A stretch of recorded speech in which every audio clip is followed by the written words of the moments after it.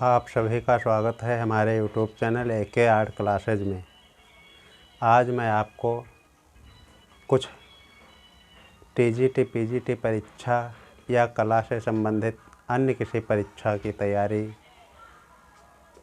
कर रहे छात्रों के लिए कुछ महत्वपूर्ण प्रश्न आपको बताऊंगा। तो देखिए, सर्वप्रथम क्या है, भारत में या भारतीय जो हैं चित्र, भारत में कला जो सर्वप्रथम प्रागैतिहासिक काल उससे संबंधित चित्रों के विषय में मैं आपको बताऊंगा।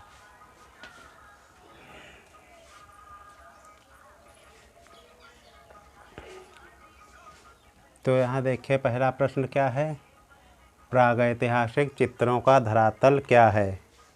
क्या है, प्रागैतिहासिक चित्रों का धरातल क्या है। तो पहले प्रश्न में यह पूछ रहा है कि प्रागैतिहासिक चित्र जो हैं वो किस चीज़ पे बने।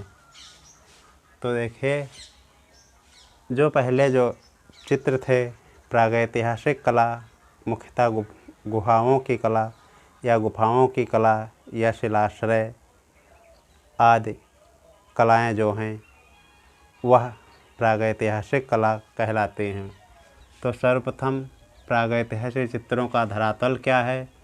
तो देखिए, उस समय कपड़ा तो था नहीं, कागज़ का भी आविष्कार नहीं हुआ था और कैनवास का भी आविष्कार नहीं हुआ था।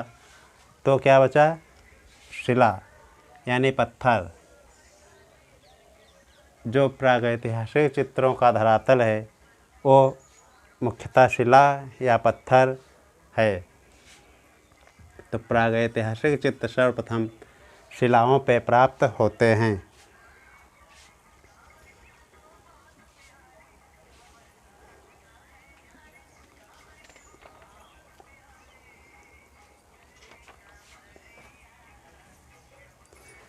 जो प्रागैतिहासिक चित्र हैं वो सर्वप्रथम शिलाओं पे प्राप्त होते हैं। प्रागैतिहासिक काल के चित्र जो वो चट्टान को काट करके उनके दीवारों पर बनाए जाते थे। जो गुफाएं हैं उनके फर्शों पे या उनकी भित्तियों पे या उनकी छतों पे बनाए जाते थे। और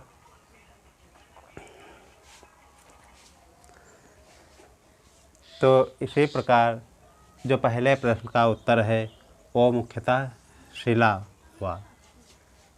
तो प्रागैतिहासिक चित्रों का धरातल क्या है, शिला या पत्थर या चट्टान।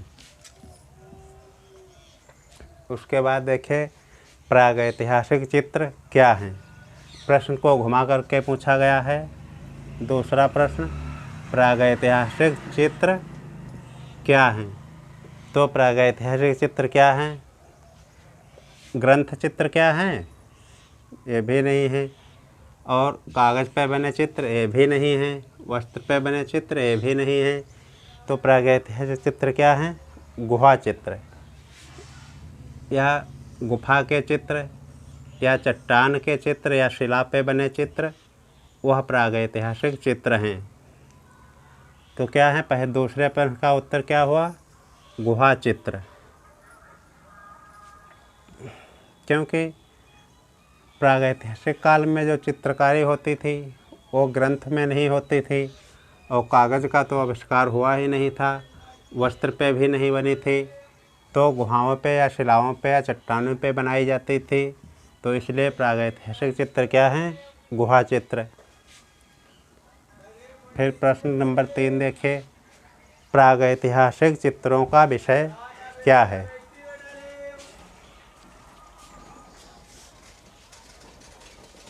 प्रश्न नंबर 3 क्या है, प्रागैतिहासिक चित्रों का विषय क्या है।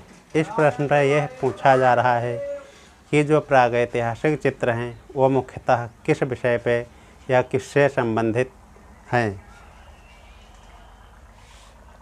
तो प्रागैतिहासिक चित्रों का विषय क्या है, इसमें मुख्यतः क्या पूछ रहा है, देखिए,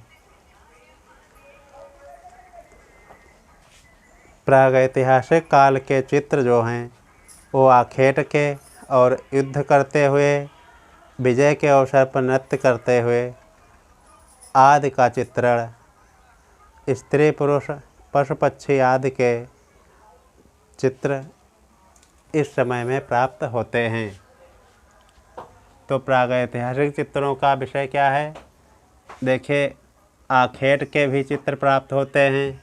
युद्ध, मानव को और पशु को एक साथ युद्ध करते हुए दर्शाया गया है, तो उसके चित्र भी प्राप्त होते हैं।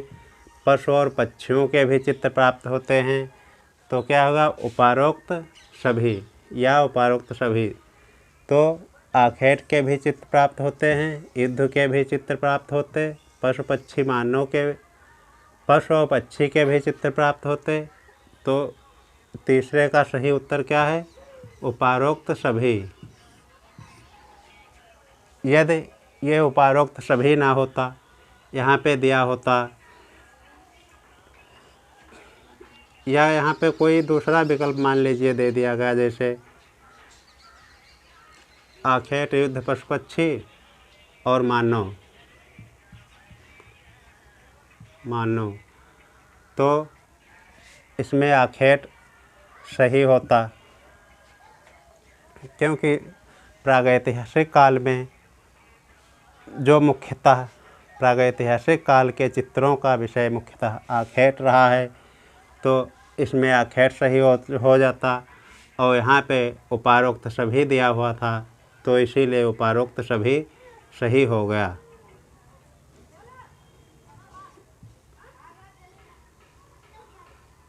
तो उपारोक्त सभी सही होगा।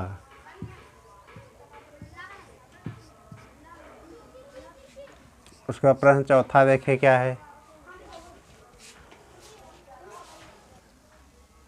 प्रागैतिहासिक चित्र सामान्यतः निर्मित किए गए। तो इसमें ये पूछा जा रहा है कि प्रागैतिहासिक चित्र जो हैं वो साधारणतया या सामान्यतया किस चीज़ पे बने या किस चीज़ से बने हुए हैं। तो प्रागैतिहासिक चित्र सामान्यतः निर्मित किए गए या किस चीज़ से बनाए गए। तो देखिए सब क्या है? तैल रंग। प्रागैतिहासिक काल में जैसा कि पढ़ा था आपने, वो तैल रंग का आविष्कार नहीं हुआ था, वो बाद में हुआ। चित्र जो हैं वो जल रंग से भी नहीं बने, क्योंकि प्रागैतिहासिक के चित्र वो गेरू और चारकोल से पशुओं की चर्बी मिला करके बनाए जाते थे। तो स्याही से भी नहीं बने, उस समय आविष्कार नहीं हुआ था। तो क्या है? गेरू और चारकोल। तो प्रागैतिहासिक चित्र सामान्यतः किस चीज़ से निर्मित किए गए? गेरू और चारकोल से। उसके बाद पांचवा प्रश्न देखें। दजला और फरात नदियों के दोआब में पनपी सभ्यता है। क्या है? दजला और फरात नदियों के दोआब में पनपी सभ्यता है। तो दजला और फरात नदियों के दोआब में पनपी कौन सी सभ्यता है? क्या मिस्र की सभ्यता है, या यूनान की सभ्यता है, या मेसोपोटामिया की सभ्यता है, या पाकिस्तान की सभ्यता है? तो दजला और फरात नदियों के बीच में कौन सी सभ्यता पनपी या कौन सी सभ्यता का विकास हुआ?